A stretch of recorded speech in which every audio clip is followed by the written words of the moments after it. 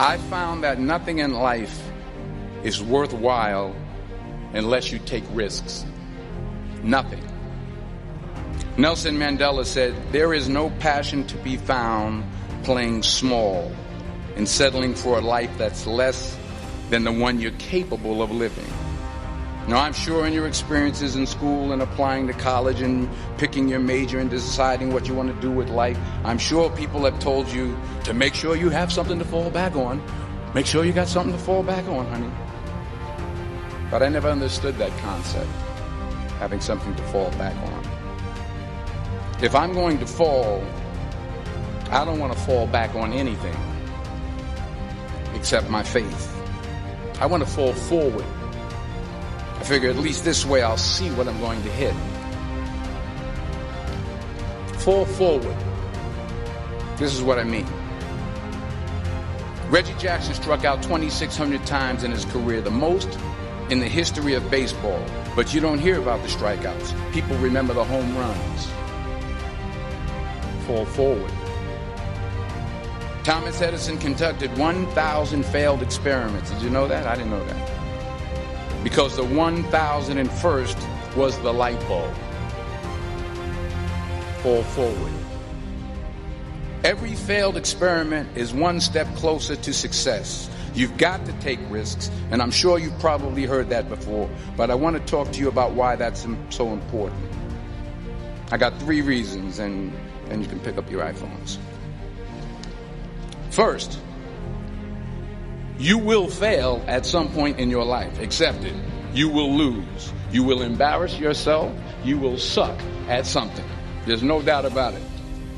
And I know that's probably not a traditional message for a graduation ceremony, but hey, I'm telling you, embrace it, because it's inevitable. And I should know. In the acting business, you fail all the time. Early on in my career, I auditioned for a part in a Broadway musical. Perfect role for me, I thought. Except for the fact that I can't sing. I didn't get the job. But here's the thing. I didn't quit. I didn't fall back.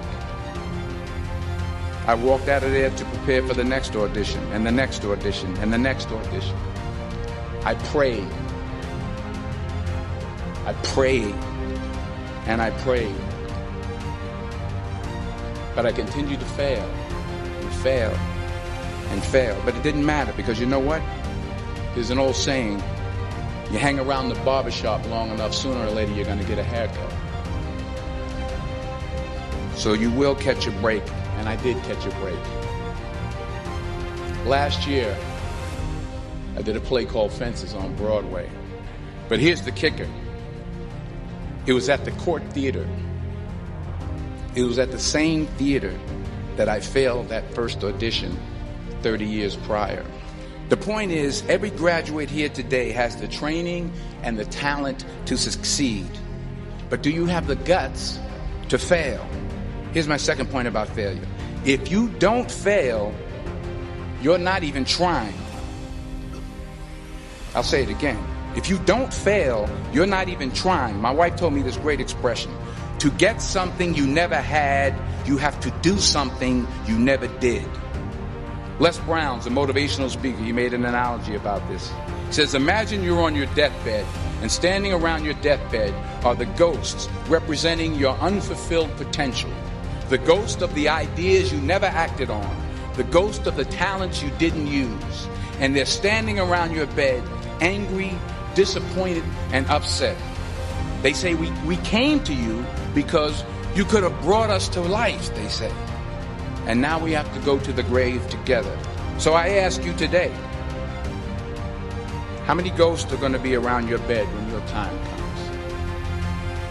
You've invested a lot in your education, and people have invested in you. And let me tell you, the world needs your talents. Man, does it ever.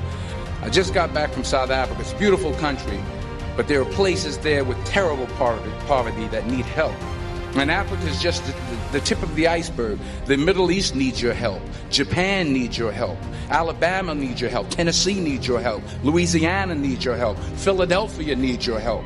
The world needs a lot, and we need it from you. We really do. We need it from you young people. I mean, I'm not speaking to the rest of us up here, but I know I'm getting a little grayer.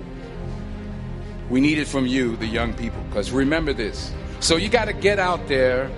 You got to give it everything you got, whether it's your time, your talent, your prayers, or your treasures. Because remember this. You will never see a U-Haul behind a hearse. I'll say it again. You will never see a U-Haul behind a hearse. You can't take it with you. The Egyptians tried it, and all they got was robbed. So the question is, what are you going to do with what you have? I'm not talking about how much you have. Some of you are business majors. Some of you are theologians, nurses, sociologists. Some of you have money. Some of you have patience. Some of you have kindness. Some of you have love. Some of you have the gift of long suffering. Whatever it is, whatever your gift is, what are you going to do with what you have? All right, now here's my last point about failure. Sometimes it's the best way to figure out where you're going. Your life will never be a straight path. I began at Fordham University as a pre-med student. I took a course called cardiac morphogenesis. I couldn't read it, I couldn't say it, I sure couldn't pass it. So then I decided to go into pre-law, then journalism. And with no academic focus, my grades took off in their own direction.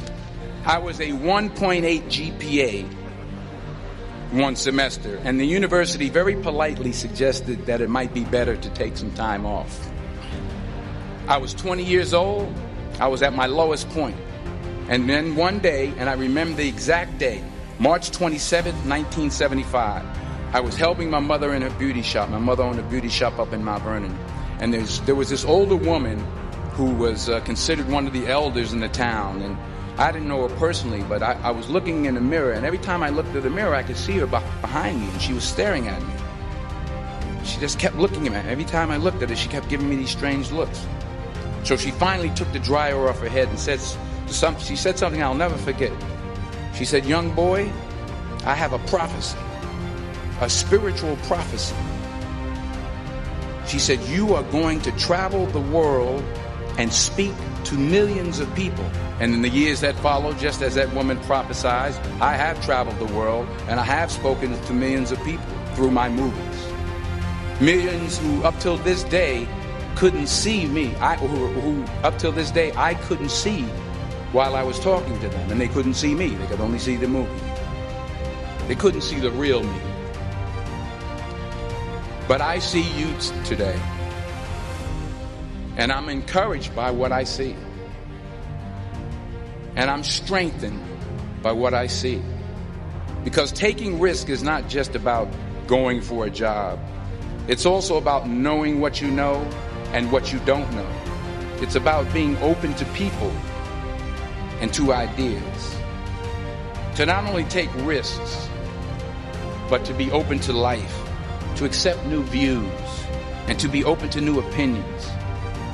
Because the chances you take, the people you meet, the people you love, the faith that you have, that's what's going to define you. Never be discouraged. Never hold back. Give everything you got. And when you fall throughout life, remember this: fall forward.